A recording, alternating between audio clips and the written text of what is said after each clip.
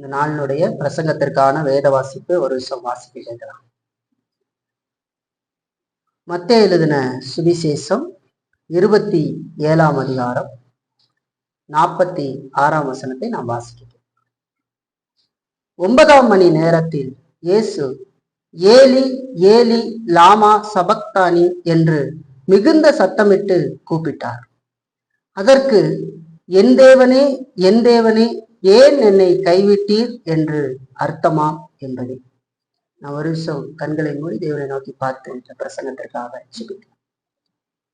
பிதா குமாரன் பரிசுத்த ஆவியாக வீற்றிருக்கிறதான எங்கள் திரித்துவ தேவனை, தருமையான பிரசங்க நேரத்திற்காக நாங்கள் இப்பொழுது வருகிறோம். நாங்கள் வாசிக்க கேட்ட இந்த வசனத்திலிருந்து நாங்கள் இன்றைக்கு சிந்திக்க போகிற சத்தியத்தை எங்களுக்கு நீர் ஆசீர்வதியும். இந்த வார்த்தைகள் எங்களை ஆற்றி தேற்றட்டும். உமக்குள்ளாக இன்னும் அதிகமாக வளருவதற்கு இது எங்களை நடத்தட்டுமாக நாங்கள் கேட்கிறோம். பரிசுத்த ஆவியானவரே, இந்த வார்த்தைகளை எங்களுடைய வாழ்க்கையில நாங்கள் கவனத்தோடு பின்பற்றும்படி இதை நீர் எங்களுக்கு ஆசீர்வதித்து தரும்படியாக கேட்கிறோம். எங்களோடு கூட இந்த ஜெபத்தை இயேசு கிறிஸ்துவின் மூலமாக ஏறெடுக்கிறோம் எங்கள் நல்ல பிதாவே. இந்த செய்திக்கு ஒரு தலைப்பு கொடுக்க வேண்டும் என்று சொன்னா, நம்முடைய நடக்கைக்கு இயேசு கிறிஸ்துவின் முன்மாதிரி என்று சொல்லி அந்த செய்திக்கு ஒரு தலைப்பு கொடுக்கலாம். நமது நடக்கைக்கு இயேசு கிறிஸ்துவின் முன்மாதிரி என்று சொல்லி தலைப்பு கொடுக்கலாம். நம்ம வாசிக்க கேட்ட இந்த வார்த்தை, அதாவது மத்தேயு 27ஆம் அதிகாரத்துல 46ஆம் வசனத்துல நாம் வாசிக்க கேட்கிற இந்த வார்த்தை, இயேசு கிறிஸ்து மனிதனுடைய பாவத்திற்காக அடிக்கப்பட்டு நொறுக்கப்பட்டு சிலுவையில தொங்கிக் கொண்டிருந்த பொழுது அந்த வேதனையான நேரத்துல பேசின வார்த்தைகள்ல ஒன்றாக இருக்கிறதை நாம் பார்க்கிறோம். அதாவது மரணத்தினுடைய கடைசி நேரத்துல பேசின வார்த்தைகள்ல ஒன்றாக இந்த வார்த்தை இருக்கிறது. மனிதனுடைய பாவ சுமையெல்லாம் அவர் மேல் வைக்கப்பட்டு மனிதனுக்கான பரிகார பலியாக அவர் இப்பொழுது அதை நிறைவேற்றி கொண்டிருக்கிற இந்த சூழல்ல இப்போ இயேசு கிறிஸ்து இந்த வார்த்தையை ஏறெடுக்கிறார். என் தேவனே என் தேவனே ஏன் என்னை கைவிட்டீர் என்று சொல்லி பிதாவை நோக்கி அவர் ஜெபிக்கிறார் இல்லைங்களா, கேட்கிறார், பேசுறார் இல்லைங்களா. அதைத்தான் நம்ம இந்த வார்த்தையில பார்க்க. இப்ப இயேசு பேசின இந்த வார்த்தைகளை நாம் இந்த வார்த்தையினுடைய அர்த்தத்தை, இயேசு கிறிஸ்து என் தேவனே ஏன் என்னை கைவிட்டீர் என்று சொல்லி அந்த பேசுகிற வார்த்தையின் அர்த்தம் என்ன, ஏன் அவர் பிதாவை நோக்கி இந்த விதமாக பேசினார் அப்படிங்கிறதையெல்லாம் நாம நம்முடைய சபையிலேயே பிரசங்க நேரத்துல நாம் பல செய்திகளின் ஊடாக சிந்தித்து இருக்கிறோம் சரிங்களா. போன வருட மாலை ஆராதனையில கூட வேறொரு தலைப்புல கொடுக்கப்பட்ட செய்தியில இந்த வசனத்தையும் கூட நாம் பார்த்திருக்கிறோம் சரிங்களா. இயேசு கிறிஸ்துவின் மரணம் எப்படிப்பட்டது என்று சொல்லி செய்தி கொடுத்தா அதுக்குள்ள கூட இதையெல்லாம் நான் உங்களுக்கு விளக்கி இருந்தேன். இயேசு கிறிஸ்து ஏன் அப்படி பேசினாருங்கிறது. அது இல்லாம சில வருடங்களுக்கு முன்பதாக கூட நாம் அந்த வார்த்தையை ஏன் ஆண்டவர் பேசினார் அப்படிங்கிறதுக்கான காரண காரியங்களை எல்லாம் வேதத்தின் வசனங்கள்ல இருந்து நாம் சிந்தித்து பார்த்தோம் இல்லைங்களா. ஏன் சொல்றேன்னா, இன்றைக்கு நாம் இயேசு கிறிஸ்து இந்த வார்த்தையை பேசின அந்த வார்த்தையின் அர்த்தம் என்ன அப்படிங்கிறத பார்ப்பதற்கு பதிலாக இதை நாம் வேறு கோணத்துல சிந்திக்க போறோம் இல்லைங்களா. இந்த வார்த்தை என்ன சொல்லுது, அவர் ஏன் பிதாவிட்ட அந்த வார்த்தையை பேசினாரு, அந்த வார்த்தையில இருக்கிற ஆழமான அர்த்தம் என்ன அப்படிங்கெல்லாம் சிந்திக்கிறதற்கு பதிலாக, ஏன்னா அதெல்லாம் நம்ம பார்த்திருக்கோம், இன்னைக்கு ஒரு வித்தியாசமான வேறுபட்ட கோணத்தில் இதை நாம் சிந்திக்க போகிறோம் இல்லைங்களா. என்ன சிந்திக்க போகிறோம் அப்படின்னு சொன்னா, இயேசு கிறிஸ்து பேசின வார்த்தையை குறித்து இன்றைக்கு நாம் கற்றுக்கொள்வதற்கு பதிலாக நம்முடைய நடக்கைக்கு அவருடைய முன்மாதிரியை பார்க்க போகிறோம் இல்லைங்களா. அதாவது அவர் பேசின வார்த்தை குறித்து சிந்திக்காம அவருடைய செயலை குறித்து நாம் சிந்திக்க போகிறோம். அந்த நேரத்துல அவர் நடந்து கொண்ட விதத்திலிருந்து நாம் பாடம் கற்றுக்கொள்ள போகிறோம். வார்த்தையா பார்க்காம அவர் அங்க ஒரு விஷயம் நடக்கிறார் இல்லையா, அவர் செயல்படுகிறார் பாருங்க. அந்த செயல்ல இருந்து நாம் சில பாடங்களை இன்றைக்கு கற்றுக்கொள்ள போகிறோம். அதனாலதான் இயேசு கிறிஸ்து பேசின வார்த்தையை குறித்து கற்றுக்கொள்வதற்கு பதிலாக நம்முடைய நடக்கைக்கு, அதாவது நம்முடைய வாழ்க்கைக்கு அவருடைய முன்மாதிரியை நாம் பார்க்க போகிறோம். கடவுளின் பிள்ளைகளாக இருக்கிற நாம் சில உபத்திரவமான சூழ்நிலைகளுக்குள்ளாக கடந்து போகிற பொழுது கிறிஸ்து செய்ததையே நாம் செய்ய முற்பட வேண்டும் என்று சொல்லி பார்க்கிறோம். ஏன்னா இயேசு கிறிஸ்து நமக்கு முன்மாதிரியாக இருக்கிறார் இல்லைங்களா? இப்ப நம்ம இயேசு கிறிஸ்துவை முன்மாதிரியாக கொண்டிருப்பதனால் அவர் செய்ததை போல் நாம் செய்ய வேண்டியது அவசியம். அதாவது அந்த விதத்துல முயற்சி செய்ய வேண்டியது அவசியம். ஆகவே இன்றைக்கு நாம் அவர் பேசிய வார்த்தையின் அர்த்தத்தை குறித்து சிந்திக்காமல் அவருடைய செயல்களை குறித்து நாம் சிந்திக்க போகிறோம். இன்றைக்கு மட்டும் இல்ல, இனி வருகிற சில வாரங்கள்ல கூட நாம் இந்த தலைப்பின் கீழாகவே சிந்திக்க போகிறோம்.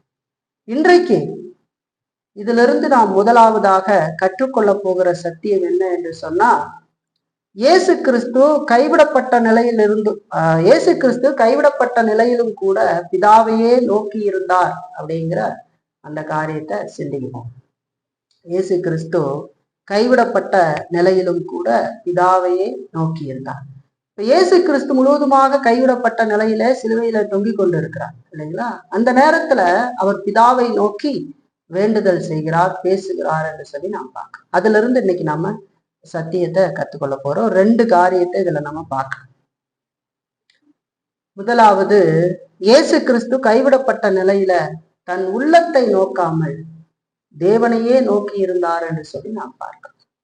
அவர் தன்னுடைய உள்ளத்தை பார்க்கல, தேவனை நோக்கி பார்த்தார் என்று சொல்லி நாம் பார்க்கிறோம். பாருங்க, அந்த வார்த்தை பாருங்க, என் தேவனே என் தேவனே ஏன் என்னை கைவிட்டீர். இது ஒரு வேதனையான வார்த்தை இல்லைங்களா? பாருங்க, இயேசு கிறிஸ்து இந்த வார்த்தைகளை தேவன் அவருடைய விரோதிகளுடைய கையில விட்டிருந்த நிலையில சொன்னார் இல்லைங்களா? இயேசு கிறிஸ்துவை யூதர்கள் இழிவுபடுத்தினார்கள், யூத தலைவர்கள் இழிவுபடுத்தினார்கள், அடித்தார்கள், அவமானப்படுத்தினார்கள். அதுக்கப்புறம் பிலாத்துவுக்கு முன்பதாக கொண்டு வரப்படுகிறார். அதுக்கப்புறம் விசாரணை அங்க நடத்தப்படுகிறது. பல மோசமான காரியங்கள் அங்க நிகழ்கிறதை நாம் பார்த்திருக்கோம் இல்லைங்களா? அதுக்கப்புறம் அவர் சிலுவையில் அறையும்படி ஒப்பு கொடுக்கப்படுகிறார். ரோமர்கள் அவரை வாரினால் அடிக்கிறார்கள். புறஜாதி யூதர்கள் ஒருபுறம் அவமான அசிங்கங்கள் எல்லாம் படுத்தி விட்டார்கள். இப்போ ரோமர்கள் போர் வீரர்கள் அவரை அடித்து இழிவுபடுத்தி அவரை சிலுவைக்கு கொண்டு வந்து அங்க அறைகிறார் இல்லைங்களா? இப்போ முழுவதுமாக அவர் கைவிடப்பட்ட நிலையில இருக்கிறார் இல்லைங்களா? தேவன் அவருடைய விரோதிகளின் கையில இயேசு கிறிஸ்துவை இப்பொழுது விட்டு இருக்கிறதை நாம் பார்க்கிறோம். அந்த நிலையில தான் இந்த வார்த்தைய ஆண்டவர், அதாவது இயேசு கிறிஸ்து சொல்றார். பாருங்க, அந்த சூழ்நிலையில ரோமர்கள் இருக்காங்க, யூதர்கள் அங்க இருக்கிறாங்க இல்லைங்களா? இதுக்கு மத்தியில இப்ப எந்த தேவதூதனோ அங்க வந்து இவங்களுடைய அதிகாரத்தை மேற்கொள்ளவில்லை இல்லைங்களா? ஒரு தேவதூதன் வந்தா இவங்களையெல்லாம் இல்லாமல் ஆக்கிடலாம், ரோம போர் சேவகர்களையே யூதர்களையே. ஆனா உதவிக்கு இப்பொழுது எந்த தேவதூதனும் அங்கு வரவில்லை. அவர்களுடைய அதிகாரத்தை அளிப்பதற்காக அங்கே எந்த தேவதூதனும் வரவில்லை. இப்போ அவர் முற்றிலுமாக கைவிடப்பட்ட நிலையில இருக்கிறார். பாருங்க, இதெல்லாம் நீங்க அப்படியே பாருங்க. அது மட்டும் இல்ல, மக்கள் அவரை பரியாசம் பண்ணப்படும்படி விடப்பட்டிருந்தார் என்று சொல்லி பார்க்க. ஆனா அவர் விட்டுட்டார் பிதா. மக்கள் அவரை பரியாசம் பண்ணி கொண்டிருக்கிறார்.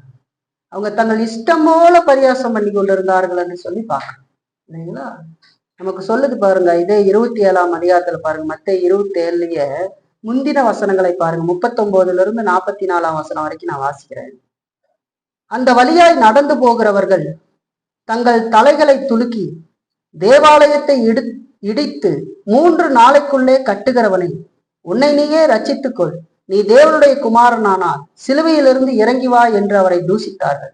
அப்படியே பிரதான ஆசாரியரும் வேதபாரகரும் மூப்பரும் பரியாசம் பண்ணி மற்றவர்களை ரட்சித்தான், தன்னைத்தானே ரட்சித்துக் கொள்ள திராணி இல்லை. இவன் இஸ்ரவேலின் ராஜாவானால் இப்பொழுது சிலுவையிலிருந்து இறங்கி வரட்டும், அப்பொழுது இவனை விசுவாசிப்போம். தன்னை தேவனுடைய குமாரன் என்று சொல்லி தேவன் மேல் நம்பிக்கையாய் இருந்தானே, அவர் இவன் மேல் பிரியமாயிருந்தால் இப்பொழுது இவனை ரட்சிக்கட்டும் என்றார்கள். அவரோடு கூட சிலுவைகளில் அறையப்பட்ட கல்லரும் அந்தபடியே அவரை நிந்தித்தார்கள் என்று சொல்லி பார்க்க இல்லைங்களா. இவர் தன்னை தேவனுடைய குமாரன் என்று சொல்லி தேவன் மேல் நம்பிக்கையா இருந்தார்.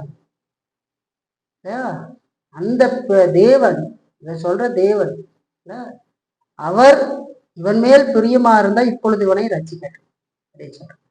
ஏன்னா இயேசு இருந்த நாட்கள்ல இங்க வாழ்ந்த பொழுது பிதாவை மகிமைப்படுத்தி கொண்டிருந்தார். பிதாவின் சித்தத்தை செய்வதே என்னுடைய நோக்கம் என்று சொல்லி சொன்னார். சரிங்களா. இப்ப அவர் தொங்கிக்கிட்டு இருக்கிறாரு. மக்கள் தலையை சாய்த்து பரியாசம் பண்றாங்க, கிண்டல் பண்றாங்க. அதே போல பரிசேயர்கள், வேத பாரகர், மூப்பர்கள் எல்லாம் கேலி செய்கிறார்கள். இதெல்லாம் போதாது என்று சிலுவையில அறைந்திருக்கிற கல்லர்களும் கூட அவரை பரியாசம் பண்றாங்க. இப்போ இயேசு கிறிஸ்து இந்த சூழல்ல தான் தேவனை நோக்கி இந்த வார்த்தைய சொல்றார். மனித நிலையிலிருந்து அவரிடம் இருந்து தேவனுடைய அன்பு விளக்கப்பட்டு விட்டது போல இப்போ அங்க இருக்கிற ஒரு சூழல். அவர் தெய்வீகத்தையும் மானுடத்தையும் 100%, தெய்வீகத்தை 100%, மானுடத்தை 100% கொண்டு இந்த உலகத்திற்கு வந்தார் என்று சொல்லி பார்க்க. அப்படி அவர் வந்திருந்த போதிலும் இல்லைங்களா, இப்போ நாம இங்க பார்க்கிற இந்த நிகழ்வு, அவர் மனித நிலையிலிருந்து அவரிடத்திலிருந்து தேவனுடைய அன்பு விளக்கப்பட்டு விட்டது போல தோன்றும். தெய்வீகம் அவர்ல தான் இருக்கு இல்லைங்களா. ஆனா இப்போ அவர் கைவிடப்பட்ட நிலையில இருந்து இந்த மனித நிலையிலிருந்து தேவனை நோக்கி கதறுகிறார் இல்லைங்களா. அவருடைய வாழ்நாள் முழுவதும் இதுவரைக்கும் அவரை தாங்கி வந்த வாழ்நாள் முழுவதும் என்று சொல்லுகிற போது இந்த உலகத்துல அவர் பிறந்து மனுவுருவேற்று பிறந்து தெய்வீகத்தோடு மானுடத்தை இணைத்து கொண்டு மனிதனுடைய மீட்புக்காக அவர் வந்தாரே, அந்த காலம் 33 வருடமும் அவரை தாங்கி வந்த கடவுளுடைய பிரசன்னம் கெச்சமனே தோட்டத்திலிருந்து கொஞ்சம் கொஞ்சமாக விலக ஆரம்பித்தது இல்லைங்களா. இப்போ சிலுவையில இந்த மரண தருவாயில இருக்கிற வேலையில முழுவதுமாக விலகி போய்விட்டது போல இருக்கிறது இல்லைங்களா. ஏன்னா நரகத்துக்கே போகாமல் நரக வேதனையை ஆண்டவர் கெச்சமனே தோட்டத்திலேயே அனுபவிக்க ஆரம்பித்து விட்டார், தன்னுடைய ஆத்மாவில அனுபவிக்க ஆரம்பித்து விட்டார். அதனாலதான் அவர் வேர்வை ரத்தமாக வடிகிறது. என்னுடைய ஆத்மா மரணத்துக்கு ஏதுவான துக்கம் கொண்டு இருக்கிறது என்று சொல்லி சீசர்களிடத்துல ஆண்டவர் சொல்றார் கெச்சமனே தோட்டத்துல. ஆத்மாவில பெரிய பாரம், சுமை. அதனாலதான் பிதாவை நோக்கி அங்கே ஜெபிக்கிறார் இல்லைங்களா. அப்படியே கொஞ்சம் கொஞ்சமாக ஆண்டவருடைய பிரசன்னம், பிதாவினுடைய பிரசன்னம் அங்க விலகி இப்ப மரண தருவாயில தூக்கி தொங்க வச்சிருக்கிற பொழுது சிலுவையில முழுவதுமாக விலகி போனதை போல இருக்கு இல்லைங்களா. அதோடு மனிதனுடைய பாவமெல்லாம் அவர் மேல் வைக்கப்பட்டு தேவனுடைய கோபாக்கினியினுடைய அலைகள் இப்ப அவர் மேல தாக்கி அவரை ரொம்ப மனமடிவடை செய்திருக்கிறது என்று சொல்லி நாம் பார்க்கிறோம். இந்த பார ஒருபுறம் அழுத்தி பிதாவினால் கைவிடப்பட்ட நிலையில மிகுந்த வேதனையில பொழுது இயேசு கிறிஸ்து இந்த வார்த்தைகளை சொல்றார். தேவனால் கைவிடப்பட்ட ஆத்மாவை போல இல்லைங்களா, தேவனால் கைவிடப்பட்ட ஆத்மாவை போன்ற நிலையை இப்பொழுது அவருக்கு அது உருவாக்கி இருந்தது என்று சொல்லி நாம் பார்க்கிறோம் இல்லைங்களா. அப்படிப்பட்ட சூழ்நிலையில தான் இயேசு கிறிஸ்து இந்த வார்த்தைய பிதாவை நோக்கி பேசுகிறார். இப்ப பாருங்க, சில வேளைகள்ல விசுவாசிகளும் கூட இந்த விதமான மனநிலைகளுக்குள்ள போகக்கூடும், ஆளாகக்கூடும் என்று சொல்லி கேட்கலாம். இந்த மாதிரி மனநிலைகளுக்குள் நாங்கள் எப்படி போவோம்? இந்த மாதிரி மனநிலை என்று சொல்லுகிற பொழுது இந்த அளவுக்கு இல்லை என்று சொன்னாலும் ஓரளவுக்கு இந்த விதமான மனநிலைகளுக்குள் விசுவாசிகள் ஆளாவார்கள், அந்த விதமான மனநிலைக்கு ஆளாவார்கள் என்று சொல்லி நாம் பார்க்கிறோம். எப்படி நாம் பாவத்திலிருந்து விடுதலையாக்கப்பட்டிருக்கிறோம், அதாவது பாவத்தின் ஆளுகையிலிருந்து ஆண்டவர் நம்மை ரட்சித்து இருக்கிறார் இல்லைங்களா. ஆனாலும் நம்மளை தொடர்ந்து அந்த மூலப்பாவம் தொடர்ந்து இருக்கிறது என்று சொல்லி பார்க்கிறோம். இப்ப தொடர்ந்து இருக்கும் பாவத்தை நாம் அழித்தொழித்து வாழ வேண்டிய கடமை பொறுப்பை கொண்டிருக்கிறோம். அப்படி வாழ்கிற நாம் ஒரே அளவுல பாவத்தை அழித்தொழித்து இந்த உலகத்துல வாழ்ந்து விட முடியாது இல்லைங்களா. அப்ப ஒரு நாள் நாம் என்ன செய்கிறோம், சில நேரங்கள்ல அந்த பாவம் நம்மளை மேற்கொண்டு விடுகிறது. நாம் சோர்வாக பலவீனமாக இல்ல கவனக்குறைவாக இருக்கிற நேரங்கள்ல நாம் அந்த பாவத்திற்கு அகப்பட்டு விடுகிறோம். அந்த விதமான சூழல்ல அது நமக்கு மோசமான விளைவுகளை உண்டு பண்ணி விடுகிறதை நாம் பார்க்கிறோம். சில நேரங்கள்ல ஆண்டவருடைய வார்த்தைக்கு கீழ்ப்படிந்து ஆண்டவரை மகிழ்ப்படுத்துகிற பொழுது சந்தோஷத்தோடு கூட நாம் ஆண்டவருக்குள் இருக்கிறதை போன்ற ஒரு உணர்வு நமக்கு இருக்கு. ஒரு நாள் நாம் மிகவும் சந்தோஷமாக கடவுளுடைய அன்பு நம்முடைய இருதயத்தை நிறைத்திருப்பதாக உணர்கிறோம். அதே இன்னொரு நாள் பார்த்தா அவருடைய அன்பு நம்மளை விட்டு விலகி நாம் மனம் கலங்கி சஞ்சலப்படுகிறவர்களாக காணப்படுகிறோம் என்று சொல்லுவாங்க. ஆண்டவரே இல்லாத மாதிரி ஒரு வெறுமையான ஒரு காரியம் போல ஆண்டவர் நம்ம கூட தான் இருக்கிறாரா, ஒரு உணர்வே இல்லையே, இல்ல அந்த விதமான சூழல்கள்லாம் ஏற்படுகிறதை நாம் அந்த மாதிரியான சந்தர்ப்பங்கள்ல நாம் நம்முடைய இருதயத்தை நோக்கி பார்க்கிறதான சோதனை நமக்கு ஏற்படும் என்று சொல்லி பார்க்கணும். இந்த விதமான நேரங்கள்ல நம்முடைய இருதயத்தை நாம் நோக்கி பார்க்கிறதான சோதனை நமக்கு ஏற்படும். அப்படின்னா என்ன?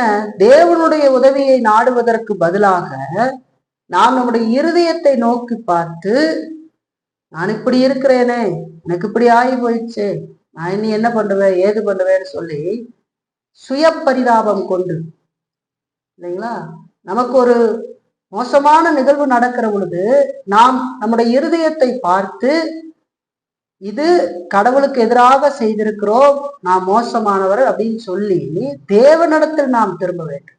அதுக்கு பதிலாக தேவனிடத்தில் திரும்பாமல், நான் இப்படி இருக்கிறேனே, நான் இப்படி செஞ்சிட்டேனேன்னு ஒவ்வொரு நாள் இருதயத்தையே பார்த்துக்கிட்டு இருந்தேன், இல்ல நம்முடைய உள்ளத்தையே பார்த்துக்கிட்டு இருந்தேன், ஆண்டவரை நோக்கி பார்க்கல அப்படின்னு சொன்னா அது ரொம்ப மோசம், இல்லைங்களா? அப்ப அந்த சோதனை ஏற்படும். அப்படி செய்யும் போது நம்முடைய பரிதாபகரமான நிலையை எண்ணி மேலும் மேலும் வருத்தப்படும், இல்லைங்களா? கடைசியா நம்பிக்கையை இழந்து போற மாதிரி ஒரு நிலைமை, இனி என்ன பண்ண போறோம், இல்லையா? இனிமே என்ன பண்றது, இப்படியே போயாச்சு அப்படிங்கிற நிலைமைக்கு வந்து நிற்கும், இல்லைங்களா? பரலோகத்திலிருந்து வெளிச்சம் வரலைன்னு சொன்னா நமக்குள் நாமே ஆறுதல் அடைய முடியாது அப்படிங்கிறதை நாம் மனதில் நிறுத்தி கொள்ள வேண்டும். பரலோகத்திலிருந்து உதவி வரும், தேவனிடத்திலிருந்து உதவி வரும். தேவனிடத்திலிருந்து உதவி வரலன்னு வச்சுங்க, நம்ம என்ன செய்தாலும் அதனால் ஆறுதல் அடைய முடியாது. வெறுமனே தேவனுடைய உதவி நாடாம நம்ம இப்படி செஞ்சு பார்க்கலாமா, அப்படி செஞ்சு பார்க்கலாமா அப்படின்னு பண்ணி பார்த்துக்கிட்டு இருந்தா எதுவுமே செய்ய முடியாது. இப்ப கடவுளுடைய அன்பு நம்முடைய ஆத்மாவின் மீது பிரகாசிக்கிற போதுதான் நாம் மிகுந்த ஆறுதலை அடைய முடியும் என்று சொல்லி பார்க்கணும். இது வரைக்கும் அடைய முடியாது. என்ன செய்து பார்க்கறது, ஏதேதோ செஞ்சு பார்க்கறதா பார்த்தாலும் உங்களுக்கு ஆறுதல் வராது அப்படிங்கிறது தெரிஞ்சுக்கா. இந்த மாதிரியான சூழ்நிலையில தேவனைத்தான் நம்ம நோக்கி பார்க்கணும். இப்ப இயேசுகிட்ட வருவோம். இயேசுவை கவனிச்சு பாருங்களேன். அவர் தேவனால கைவிடப்பட்ட நிலையில் இருந்தார், அப்ப இருக்கிறார், அந்த விதமான நிலையில் இருக்கிறார். இயேசு கிறிஸ்து தன்னுடைய ஆத்மாவை நோக்கி கேள்வி கேட்டுக்கிட்டு இருக்கல, கேள்வி கேட்டுக்கிட்டு இருந்தாரா? என் ஆத்மாவே உனக்கு ஏன் இப்படி ஆச்சு, உனக்கு இந்த கதியா, அப்படியெல்லாம் கேள்வி கேட்டுக்கிட்டு இருந்தாரா? நீ ஏன் கைவிடப்பட்டாய், நீ ஏன் வருந்துகிறாய், அப்படியெல்லாம் ஆண்டவர் கேள்வி கேட்டுக்கிட்டு இல்லை. நம்முடைய உள்ளம் எப்படிப்பட்டதாக இருக்கிறதுன்னு சொன்னா, இந்த கிணறு வறண்டு போன மாதிரி இருக்குது இல்லையா? ஒரு கிணறுலாம் பார்த்தீங்கன்னா ஊர் பக்கம் தண்ணியெல்லாம் இல்லை அப்படின்னா காஞ்சி போய் கிடக்கும், இல்லைங்களா? அந்த மாதிரி நாம் ஏதேனும் ஒரு சூழலுக்குள் தள்ளப்பட்டு விட்டோம் என்று சொன்னா அது மாதிரிதான் இருக்கும். இந்த வறண்டு போன காஞ்சி போன கிணறு மாதிரி தான் நம்முடைய உள்ளம் இருக்கும். அந்த மாதிரியான சூழ்நிலைகள்ல நாம் அதை பார்த்து கொண்டிருந்து என்ன செய்யும், இல்லைங்களா? ஜீவ நீரூற்றை நோக்கி பார்க்க வேண்டும். என்றென்றைக்கும் பொங்கி வருகிற ஜீவ நீரூற்றாய் இருக்கிற தேவனை நோக்கி பார்க்க, அங்கிருந்துதான் நமக்கு ஆறுதல் வரும். இயேசு கிறிஸ்து அதைத்தான் செய்தார். வறண்டு போன கிணறு மாதிரி இருக்கிற தன்னுடைய உள்ளத்தை நோக்கி பார்க்கவில்லை, ஜீவ தண்ணீர் ஊற்றாகிய தேவனிடத்துல பேசுகிறார் என்று சொல்லி பார்க்க. ஏன்னா இப்ப ரொம்ப ட்ரை ஆயிடுச்சு, இல்லைங்களா? ஆண்டவர் கைவிட்ட நிலையில இருக்கிறாரு, இல்லைங்களா? அந்த விதமான சூழல் எல்லாம் மறைக்கப்பட்டது போல இருக்குது, எல்லாம் பரியாசம் பண்ணிக்கிட்டு இருக்கிறாங்க. இப்படிப்பட்ட ஒரு சூழல், இந்த பிரசன்னத்தை உணர முடியாதது போல இருக்கிறது. இல்லைங்களா? ஆரம்பத்திலிருந்து இயேசு கிறிஸ்து என்ன சொல்றாரு? நானும் என் பிதாவும் ஒன்றாயிருக்கிறேன். நான் எப்பொழுதும் என் பிதாவுக்கு பிரியமானதை செய்கிறபடியினால் அவர் என்னை தனியே இருக்க விடுகிறதில்லை அப்படின்னு சொல்றாரு. ஆனா இப்போ ஒரு பயங்கரமான வெறுமை. அவர் தன்னுடைய ஆத்மாவை பார்க்கல, தேவனை நோக்கி பார்த்தாருன்னு சொல்லி பார்க்கிறேன். என் தேவனே என்று சொல்லி கூப்பிடுறாரு. எங்க நோக்கி பார்க்கணுங்கிறது ஆண்டவருக்கு தெரிஞ்சது, இயேசுவுக்கு தெரிஞ்சிருந்துச்சு. எங்க நோக்கி பார்க்கணும் அப்படின்னு. இந்த மாதிரியான நேரத்துல சாத்தானுடைய சோதனை வரும் அப்படிங்கிறத நம்ம மறந்து போகக்கூடாது. நாம் எப்பெல்லாம் கிறிஸ்துவ வாழ்க்கையில சோர்ந்து இருக்கிறோமோ அப்பெல்லாம் சாத்தான் நம் பக்கத்துல வந்து இன்னும் நம்மளை சோர்வுக்குள்ளாக வழி நடத்தும். சரிங்களா? இப்ப நாம சோர்ந்து போகும்போது அல்லது முன்னிருந்தது போல பக்தி வழியில நாம சந்தோஷப்படாமல் இருக்கும்போது அவன் வந்து நம்மை சோதிப்பான் என்று சொல்லி சோதிப்பான். சரிங்களா? வருத்தம் நம்மளை சூழ்ந்து இருக்கும் போது நம்ம மலை மாதிரி இருக்கிற நம்முடைய கெட்ட குணங்களை ஆராய்ஞ்சுக்கிட்டு இருப்போம். எல்லா குணத்தையும் பார்த்து இப்படி இருக்குதேன்னு ஆராய்ச்சிக்கிட்டு இருப்போம். நம்முடைய உணர்ச்சிகளுக்கு அதிகமாக இடம் கொடுப்போம். இப்படி கொடுத்து குழப்பிக்கிட்டு இருப்போம். நம்முடைய பிரச்சனைகள் எவ்வளோ தப்பு செஞ்சுட்டேனே, நான் இப்படி இருக்கிறேனே, என்னால எதுவும் செய்ய முடியலையே அப்படின்னு அதையே நினைச்சு நினைச்சு நினைச்சு நினைச்சு கண்ணீர் விட்டுக்கிட்டு அதையே நினைச்சு நினைச்சு சிந்திச்சுக்கிட்டு மேலும் மேலும் நம்ம குழப்பிக்கிட்டு இருக்கோம். குழப்பற சூழ்நிலை வரும். இந்த நேரத்துல நம்முடைய மனதை பார்த்து அப்படி நாம் குழப்பி கொள்ளாமல் தேவனை நோக்கி பார்க்க கற்றுக்கணும். இல்லைங்களா? நாம் மனதை போட்டு குழப்புகிறதுனால எதுவுமே நடக்க போகிறது இல்லை. இன்னும் மேலும் மேலும் மேலும் நாம் கீழே தான் போவோம். ஏன்னா சாத்தான் வந்து இன்னும் அதிகமாக அதை பயன்படுத்தி கொள்வான் என்று சொல்லி நாம் பார்க்கணும். இல்லைங்களா? அந்த மாதிரியான நேரத்துல நமக்குள் பார்ப்பதற்கு பதிலாக நாம் மேலே நோக்கி பார்க்க வேண்டும் என்று சொல்லி பார்க்கிறோம். அங்கிருந்துதான் வெளிச்சம் வரும். இயேசு கிறிஸ்து தேவனை நோக்கி பார்க்கிறார். என் தேவனேன்னு சொல்றாங்க. நாம நம்முடைய வாழ்க்கையில இப்படிப்பட்ட சூழல் வரும்போது என் தேவனே அப்படின்னு ஆண்டவரை பார்த்து சொல்லி நம்முடைய குறைகளை சொல்லி அவருடைய உதவியை நாடுவதற்கு கற்றுக்கொள்ள வெளிப்படையாக நம்முடைய காரியங்களை ஆண்டவர்கிட்ட சொல்லி ஆண்டவருடைய உதவியை நாட வேண்டியது அவசியம். அதைத்தான் நம்ம முதல்ல பார்க்கணும். இயேசு கிறிஸ்து கைவிடப்பட்டிருந்த நிலையில அவர் தனக்குள்ளே நோக்காம தேவனை நோக்கி கொண்டிருந்தார். ரெண்டாவது, இயேசு கிறிஸ்து கைவிடப்பட்ட இந்த நிலையில தனக்கு அருமையான யாரையும் இம்முறையில நோக்கி பார்க்கவில்லை என்று சொல்லிப்பாங்க. இயேசு கிறிஸ்து கைவிடப்பட்டிருந்த இந்த நிலையில் தமக்கு அருமையான யாரையும் இந்த முறை இப்போ அவர் நோக்கி பார்க்கவில்லை என்று சொல்லி நான் பார்க்கிறேன்.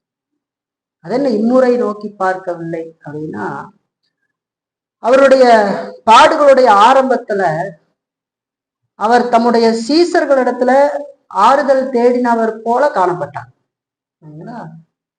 அவங்க கிட்ட பேசினார் இல்லையா? நம்ம படிக்க முடியாதெல்லாம் மத்தேயு 26 பாருங்க, ஒரு சில வசனங்களை வாசிப்போம். 26 36 45 வரைக்கும் நீங்க வீட்டுல வாசிச்சு பாருங்க. நான் ஒரு சில வசனம் மட்டும் வாசிக்கிறேன். 36 பாருங்க, தொடர்ந்து ஒரு சில வசனங்கள் வாசி. அப்பொழுது இயேசு அவர்களோடு கெச்சமனே என்னப்பட்ட இடத்துக்கு வந்து சீசர்களை நோக்கி, நான் அங்கே போய் ஜெபம் பண்ணும் அளவும் நீங்கள் இங்கே உட்கார்ந்திருங்கள் என்று சொல்லி பேதுருவையும் செபதேயுவின் குமாரர் இருவரையும் கூட்டிக் கொண்டு போய் துக்கமடையவும் வியாகுலப்படவும் தொடங்கினார். அப்பொழுது அவர், என் ஆத்துமா மரணத்துக்கு ஏதுவான துக்கம் கொண்டிருக்கிறது, நீங்கள் இங்கே தங்கி என்னோட கூட விழித்திருங்கள் என்று சொல்லி அவர் சற்று அப்புறம் போய் பிதாவை நோக்கி ஜெபம் பண்றார். இல்லைங்களா? பிதாவை போய் ஜெபம் பண்ணிட்டு மறுபடியும் வந்து பார்த்தா இவங்க நித்திர மயக்கமா இருக்கு, அதாவது தூக்க கலக்கத்தில் இருக்கிறார். இல்லைங்களா? இப்ப ஆரம்பத்துல அவருடைய பாடுகளின் ஆரம்பத்துல சீசர்களிடத்துல ஆறுதல் தேடினவரை போல அவர் காணப்பட்டார். ஆனா அவர்களோ தூக்க கலக்கத்தில் இருந்தார்கள் என்று சொல்லி பார்க்க. ஆகவே இந்த சந்தர்ப்பத்துல அவர் யாரையும் சிறிதளவு கூட நோக்கி பார்க்க. இல்லைங்களா? அவர் தேவனுடைய முகத்தின் வெளிச்சத்தை காணாதிருந்தார் என்று சொல்லி நாம் பார்க்க. அந்த இருளான நேரத்துல கூட அவர் கீழே இருந்தவர்களை நோக்கி பார்க்க. பாருங்க, சிலுவையில தொங்க வைக்கப்பட்டிருக்கிறாரு. பிதாவை நோக்கி பார்க்கிறாரு. கீழே இருக்கிறாங்க, மக்கள் இருக்கிறாங்க இல்லைங்களா? அவருக்கு வேண்டியவர்கள் இருக்கிறாங்க. யோவான் இருக்கிறாரு இல்லையா? சிலுவையின் பின்னே நடந்து வந்த யோவான், அன்பின் சீசன் யோவான் அங்கதான் இருக்கிறார். அவருடைய தாய் மரியாள் அங்கதான் இருக்கிறாங்க. இன்னும் அவரை நேசித்தவர்கள் சிலரும் அங்கதான் இருக்கிறாங்க. இப்போ அவர் தேவனுடைய முகத்தின் வெளிச்சத்தை காணாது இருந்திருந்த போதும் அந்த இருளான நேரத்துல கூட அவர் கீழே இருப்பவர்களை நோக்கி பார்க்கவில்லை என்று சொல்லி நான் யோவானே அப்படின்னு சொல்லி கூப்பிடு. நீ எங்க இருக்கிற? ரொம்ப நேசிச்சார் இல்லையா? நீ எங்க இருக்கிற? என்னுடைய மார்புல சாய்ந்திருந்தவனை, எனக்கு ஆறுதல் சொல்லுவதற்கு ஒரு வார்த்தை கூட இல்லையா? இவ்வளவு சிரமம் வந்தா என்னன்னு நினைப்பாங்க? யாராவது ஆறுதல் சொல்ல மாட்டாங்களா? யாராவது நம்ம மனசுக்கு பிரியமா பேச மாட்டாங்களா அப்படின்னு தான் நினைப்பாங்க. நினைச்ச பொதுவா அப்படி நினைப்பான் இல்லைங்களா? இந்த நேரத்துல கொஞ்சம் ஆறுதலா யாராவது பேசினா நல்லா இருக்குமே, மனசுக்கு எதமா பேசினா நல்லா இருக்குமே அப்படின்னு நினைப்பாங்க. இயேசு கிறிஸ்து அப்படி யோவானையெல்லாம் தேடல. மரியாளை பார்த்து தாயே அப்படின்னு சொல்லி கூப்பிடல, அம்மா அப்படின்னு சொல்லி கூப்பிடல. வளர்ப்பு தாய், அதாவது வளர்ப்பு தாய்னா இந்த பூமியில, வளர்ப்பு தாயில தாய், இந்த பூமியில அவர் தாய் இல்லைங்களா? சிறு வயசுல இருந்து வளர்த்திருப்பாங்க இல்லையா? அவங்களும் அங்கதான் இருக்கிறாங்க. ஆனா அம்மாவை கூப்பிடவில்லை. அல்லது அங்க இருந்த இன்னும் சிலர் இருந்தாங்க இல்லையா? அவருக்கு வேண்டியவங்க எல்லாம் நிறைய பேர் இருந்தாங்க, பின்பற்றி வந்தவங்க. அவங்க கிட்ட கூட ஆண்டவர் நான் மரித்து கொண்டு இருக்கிறேனே, எனக்கு சில ஆறுதல் வார்த்தைகளை கூற மாட்டீங்களா அப்படின்னு யார் இடத்துலயாவது ஆண்டவர் கேட்டாரா அப்படின்னு ஒரு கேள்வி கேட்டு பார்த்தா இல்லவே இல்லை. சிருஷ்டிகள் இடத்துல, அதாவது சிருஷ்டிப்புகள் இடத்துல இயேசு கிறிஸ்து அவர்களை நோக்கி பார்க்கவில்லை என்று சொல்லி பார்க்க, ஆறுதல் தேடுறதுக்கு நோக்கி பார்க்க, மனித நிலையில தான் அவர் இந்த வார்த்தையை சொன்னார் என்பதை நாம் பார்க்கிறோம். ஆனா அவர் எந்த மனிதனையோ, நண்பரையோ, சகோதரையோ உதவிக்கு அழைக்கவில்லை என்று சொல்லி பார்க்க, அழைக்கல. இவ்வளவு காலங்கள் கூட இருந்தவர்கள் தான், சிறு வயதிலிருந்து பார்த்த தாய் தான், சீசர்கள் தான், எப்பொழுதும் அவரோடு இருந்து படுத்து இல்ல பல இடங்களுக்கு நடந்து இல்ல நண்பர்கள் மாதிரி எவ்வளவு சீசர்கள் இல்ல, எதையுமே பார்க்கல, தேவனை நோக்கி பார்த்தாருன்னு சொல்லலாம். இப்ப தேவ கோபாக்கினியை சந்தித்திருந்த நிலையிலும் கூட இயேசு கிறிஸ்து என் தேவனே என்று சொல்லி அவரைத்தான் அழைத்தார் என்று சொல்லி நான் பார்க்கிறேன். இதுல இருந்து நம்ம என்ன தெரிஞ்சுக்கிறோம்? அது ஒண்ணுதான் விசுவாசியின் வாயிலிருந்து வர வேண்டிய கூப்பிடுதலாக இருக்க வேண்டும். நம்முடைய இக்கட்டான காலங்கள், நாம் கைவிடப்பட்டதை போல நமக்கு தோன்றுகிற காலத்துல மனிதனுடைய உதவியோ, நண்பர்களுடைய உதவியோ, நம்முடைய சகோதரனுடைய உதவியோ நாடி தேடிக்கொண்டிருப்பதற்கு பதிலாக நாம் தேவனை நோக்கி கூப்பிட கற்றுக்கொள்ள வேண்டும் என்று சொல்லிட்டாங்க. இப்ப தேவன் உங்களை கைவிட்டது போல தோன்றுச்சுன்னா நீங்க தொடர்ந்து அவரிடத்துல வேண்டும் இல்லைங்களா? எதையும் அவரிடத்துல சொல்லுங்க இல்லைங்களா?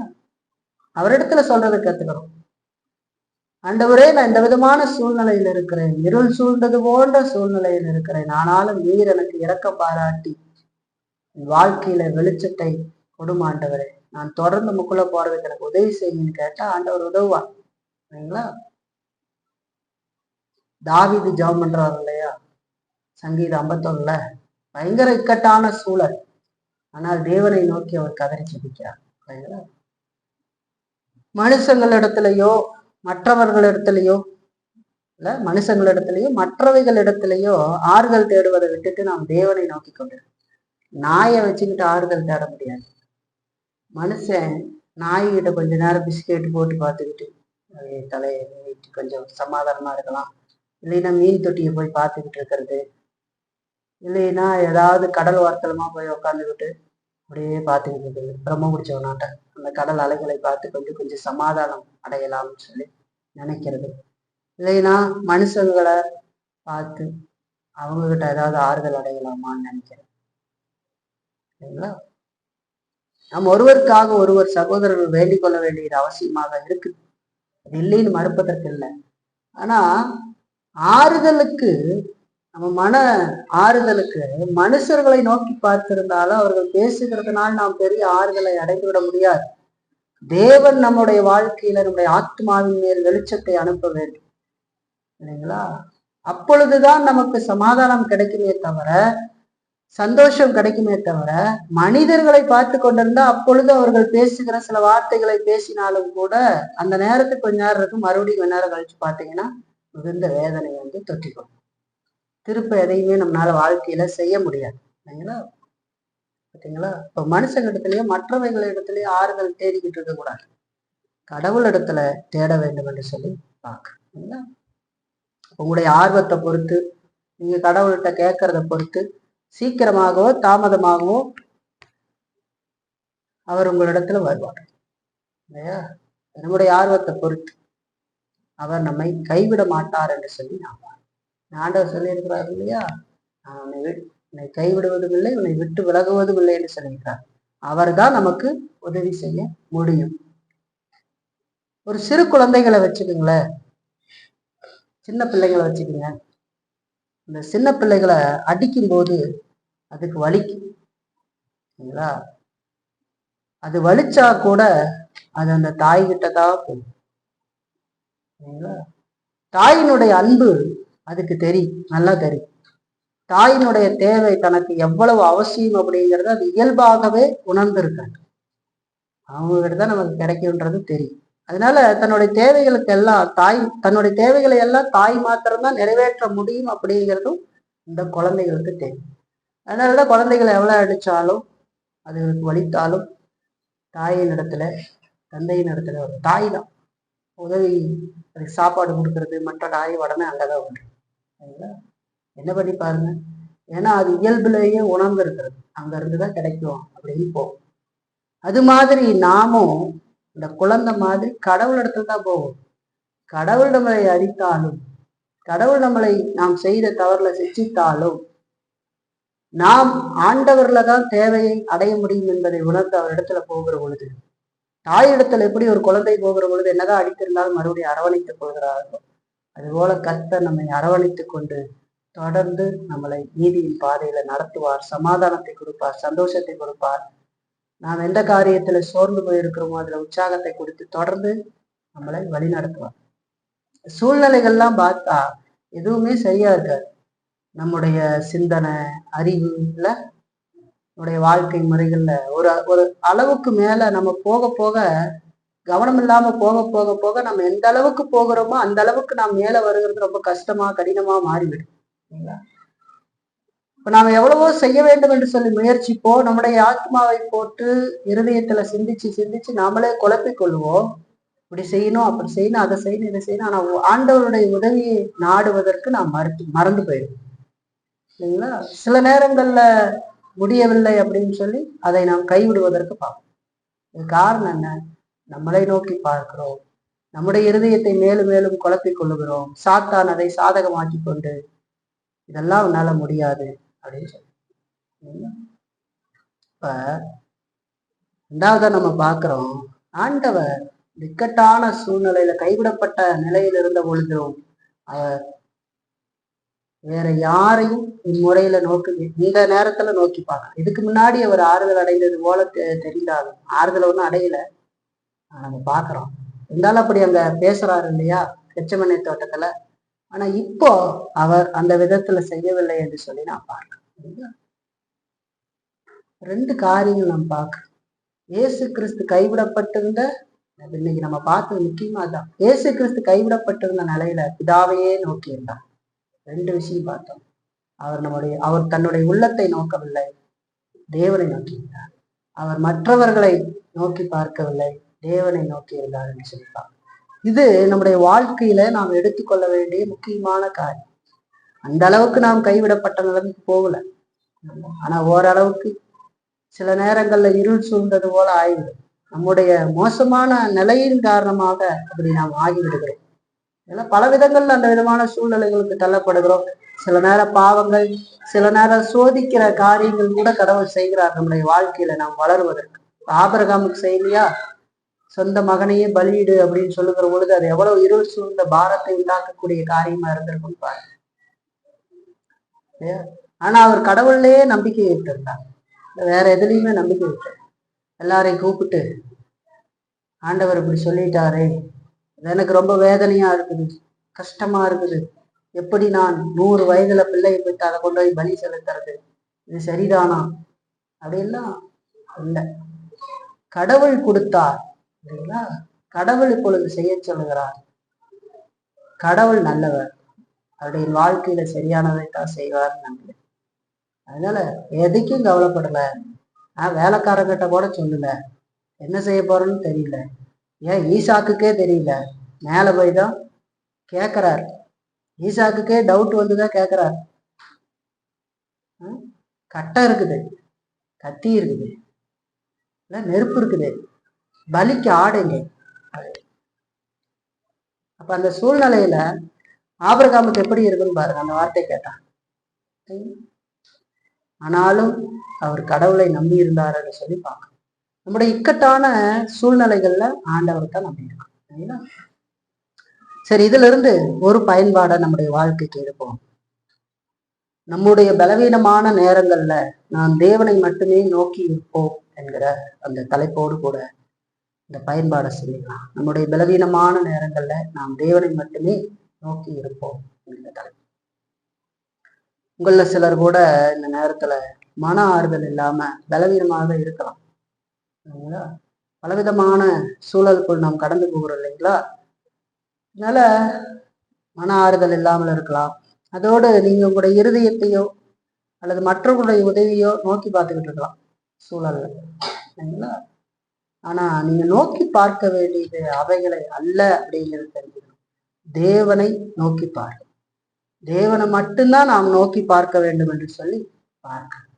பலவீனமான நேரங்கள்ல மற்றவர்கள் இப்படி உதவி செய்தா நல்லா இருக்குமே, இவங்க இப்படி ஆறுதலா பேசினா நல்லா இருக்குமே, அது எந்த விதமான காரியமாக வேணாலும் இருக்கட்டும், இதெல்லாம் அப்படி நடந்தா நல்லா இருக்குமேன்னு சொல்லி மனிதர்களுடைய முகத்தையோ மற்றவைகளையோ நாம் நோக்கி கொண்டு இருக்கிற பொழுது நம்முடைய வாழ்க்கையில நாம் ஆறுதலை அடைய மாட்டோம். தேவனை மட்டுமே நோக்க கற்றுக்கொள்ள வேண்டியது அவசியம். நான் முன்னைய சொன்ன மாதிரி இந்த மாதிரியான நேரத்துல சாத்தாங்குளத்துல ஜெபிக்காதே அப்படின்னு தூண்டுவான். இன்னுமே என்ன ஆக போகிறது, எல்லாம் முடிஞ்சு போச்சு, க்ளோஸ், இனி நீ இந்த இடத்துல இருந்து மேல மீண்டு வர முடியாது, நீ ரொம்ப மோசமான நிலைக்கு போய்விட்டாய், உனக்கு பின்னாடி வந்தவங்கலாம் பாரு எங்கேயோ போயிட்டாங்க, நீ இங்கேயே இருக்கிற, இவங்களெல்லாம் சத்தியத்துல வளர்றாங்க, இவங்களெல்லாம் சாட்சியா இருக்கிறாங்க, உன்னால என்ன பண்ண முடியல, வளர முடியலையே, அதனால நீ ஜெபம் பண்ணி என்ன பண்ண போற அப்படின்னு சொல்லி பிசாசு கேட்பான், தூண்டி விடுவான். நான் நீங்க என்ன பண்ணுங்க, முன்பை விட அதிகமா ஜெபம் பண்ணுங்க, இன்னும் அதிகமாக ஊக்கத்தோடு தேவனை நோக்கிப்பார், சரிங்களா. அவன் தொடர்ந்து சொல்லுவான், தேவன் உன் மீது கோபமா இருக்கிறாரு, அவரிடத்துல நீ ஜெபிக்கிறதுனால உனக்கு என்ன பயன் கிடைக்க போகுது அப்படின்னு கேட்பான். அவர்தான் உன் மேல கோபமா இருக்கிறதுனால தானே உன் வாழ்க்கையில இந்த விதமான காரியம் நடக்கிறது, அப்படி இருக்கிற பொழுது நீ தேவனை நோக்கி பார்க்கிறதுனால் உனக்கு என்ன பயன், நீ ஜெபம் பண்றதுனால என்ன பயன் அப்படின்னு கேட்பான். கிறிஸ்துவகிட்ட கூட, இயேசு கிறிஸ்துவிட்ட கூட அதைத்தான் கேட்டிருப்பான், தெரியுமா உங்களுக்கு. ஏற்கனவே அவர் உபவாசம் இருந்து வந்த பொழுது கேட்டானா, நீ தேவனுடைய குமாரனே ஆனால் இந்த கல்லுகளை அப்பமாகும்படி செய்யும் என்று சொல்லி கேட்டார் இல்லையா. அவருக்கு பசி இருக்குதுங்கிறத தெரிஞ்சு கரெக்டா கல் எடுத்துக்கிட்டு, என்ன சூழல்ன்றது அவனுக்கு தெரியும், அவர் ஏதேனும் செய்வாரா அப்படின்னு சோதிக்கிறான். இப்ப இந்த சூழ்நிலையிலும் கூட அவன் சொல்லியிருக்க முடியும், அப்படிதான் சொல்லியிருப்பான், உன்னை கைவிட்டு இருக்கிறவர்கிட்ட போய் நீ ஏன் ஜெபம் பண்ற அப்படின்னு கேட்ட. என் தேவனேன்னு சொல்லும்போது பேசியிருப்பான், ஏன் அவர்தான் உன்னை கைவிட்டாரு, அவ்வளவுதான், எல்லாம் முடிஞ்சு போச்சு, நீ போய் அவர்கிட்ட பேசிக்கிட்டு இருக்கிறியான்னு கேட்டிருக்கலாம். ஆனா இயேசு ஜெபித்தார் என்று சொல்லிப்பான். ஏன் என்னை கைவிட்டீர் என்று சொல்லி கேட்டாலும் என் தேவனே என்று அவரிடத்துலதான் ஆண்டவர் ஜெபம் பண்ணார். வேற பக்கம் கை விட்டீங்கன்னு கேட்டா கூட என் தேவனே அப்படின்னு ஆண்டவர்கிட்ட ஜெபித்தார் என்று சொல்லி பார்க்கணும். அதனால சாத்தா ஒருவேளை உங்களுடைய வாழ்க்கையில நீ வேதத்தை படிக்காத அப்படின்னு சொன்னா, வேதத்தை நீ படிக்காத, வேதம் உனக்கு ஆறுதல் அளிக்கலையே, அதுல இருக்கிற வாக்கு தத்தங்கள்லாம் உன் ஆத்மாவுக்கு நன்மை செய்யலையே, இனி அதை படிக்கிறதுனால உனக்கு என்ன பயன் அப்படின்னு கேட்டா, இந்த நேரத்துல வேதாகமத்தை நீங்க அதிகமா படி. நிறுத்தாம படிங்க. சரிங்களா? எப்போ வாசிக்கிறத விட 2 மடங்கு வாசிக்க கற்றுக்கொள்ளும். சரிங்களா? எதெல்லாம் தேவனுக்கு விரோதமாக செய்ய வேண்டாம் என்று சொல்லப்படுகிறதோ அதெல்லாம் சாத்தான் இடத்திலிருந்து வந்துட்டு நம்மள இருக்கிற பாவத்தின் ஊடாக வந்து அதை ஜெயிப்பதற்கு எதெல்லாம் செய்ய வேண்டாங்களோ அதை 2 மடங்கு செய்வதற்கு கற்றுக்கொள்ள வேண்டியது அவசியம். வெளிச்சம் நம்மிடத்தில் வரல அப்படிங்கிறதுக்காக நாம் வெளிச்சத்தை விட்டு விலகி போய்விடக்கூடாது. சரிங்களா? வெளிச்சம் இருக்கிற இடத்துலயே நாம் இருக்க வேண்டியது அவசியம். சாத்தான் வந்து உங்களை பார்த்து சொல்லிடலாம், நீ ஆலயத்துக்கு போகாதே, திருவிருந்துல பங்கெடுக்காதே. இல்லையா? நீ ஆலயத்துக்கு போய் என்ன வரப்போகுது? திருவிருந்து என்ன எவ்வளவு பெரிய விஷயம் தெரியுமா? நீ பண்ற தப்புக்கு நீ கை வைக்கலாமா? அவ்வளவுதான் அப்படின்னு சொல்லலாம். அதோட முடிஞ்சிருவ பத்தியா அப்படின்னு சொல்லலாம். சொல்லுவான். தேவன் தன்னுடைய முகத்தை உனக்கு மறைச்சிருக்கும் போது நீ திருவிருந்தன் மூலமா அவரோட ஐக்கியப்பட முடியுமா அப்படின்னு கேட்பான். தேவனே தன்னுடைய முகத்தை உனக்கு மறைச்சிட்டாரு, நீ திருவிருந்து எடுத்தீங்கன்னா ஆண்டவரோட ஐக்கியத்துல வந்துட முடியுமான்ற கேள்விகள்லாம் கேட்பான்.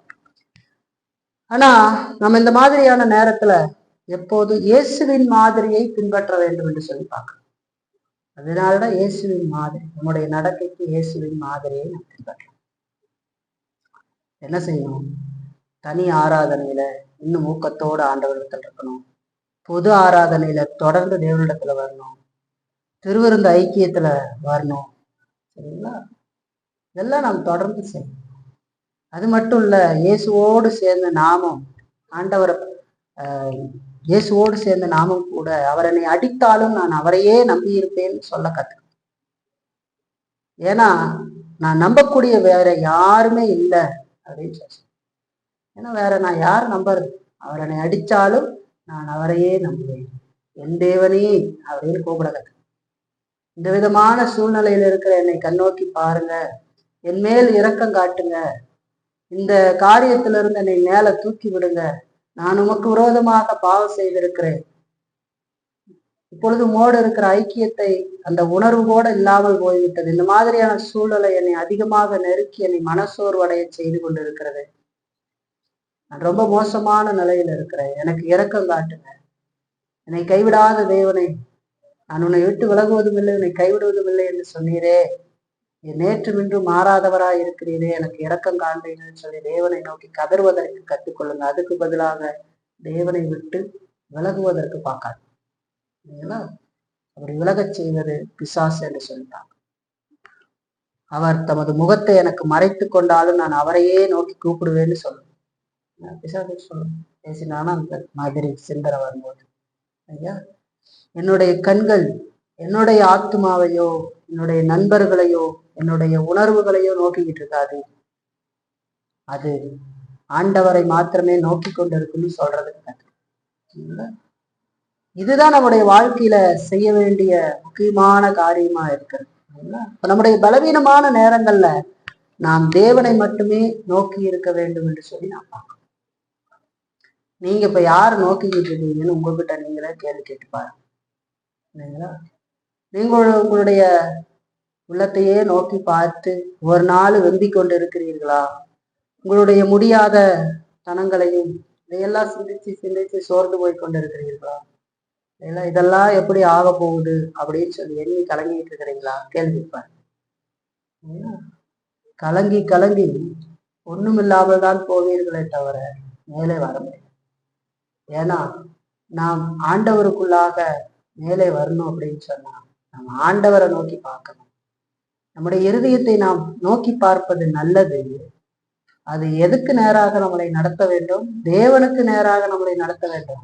நம்மளே சுய பரிதாபம் கொண்டு நாமே சுயமாக ஏதேனும் அழுதுகிட்டு ஆண்டவருக்கு விரோதமாக நாம் செய்து விட்டோம், ஆண்டவர் நம்மை மன்னிக்க வேண்டும் என்று அழுவதற்கு பதிலாக சுய பரிதாபம் கொண்டு அழுதுகிட்டு இருந்தா நாளுக்கு நாள் எந்த பிரயோஜனமும் வராது. ஆகவே நம்முடைய ஆத்மாவையோ நம்முடைய நண்பர்களையோ நம்முடைய உணர்வுகளையோ நோக்கி கொண்டிருப்பதற்கு பதிலே அவரையே நாம் நோக்கி கொண்டிருக்க வேண்டியது அவசியம். இயேசு அந்த இக்கட்டான நேரத்துல பிதாவை நோக்கினார். என் தேவனே ஏன் என்னை கைவிட்டேன்னு சொல்லி ஆண்டவரை தான் நோக்கி பார்த்தார். நாமும் அதை செய்ய கற்றுக்கொள்ள வேண்டும். நம்ம கேட்கிற சத்தியங்கள் எல்லாம் கேட்கும்போது ஒரு சந்தோஷமா கேட்கறதுக்கு ஆறுதலா இருக்கும். நான் அந்த விதமான சூழ்நிலைகள் நாம் கடந்து போகிற பொழுது அதை செய்வது ஒன்றும் அவ்வளவு சுலபமானது அல்ல. இந்த வாழ்க்கையில செயல்படுத்துகிற பொழுதுதான் அதனுடைய கஷ்டம் என்னன்னு தெரியும். ஆனா ஒன்று உங்களுக்கு நான் சொல்றேன், அந்த விதமான சூழ்நிலைகள்ல நமக்கு உதவி செய்வதற்கு பரிசுத்த ஆவியானவர் நம்மோடு கூட இருக்கிறார் என்று சொல்லி வேதம் சொல்லுங்க.